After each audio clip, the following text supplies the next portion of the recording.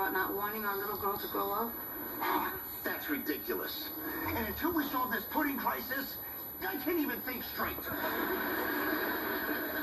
Need more pudding.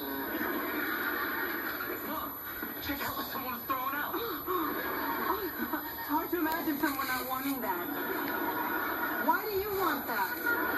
Sometimes gotta take your eye off that girly wallpaper, and how can you not? Look at this. Oh, gosh, it's filled with bad breath.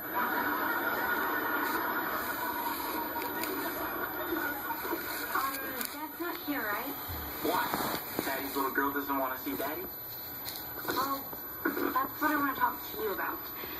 When we were on our lesson, I got a little tense and frustrated, like how reactions around you and your doll. Action figures. Collectibles in their original packaging.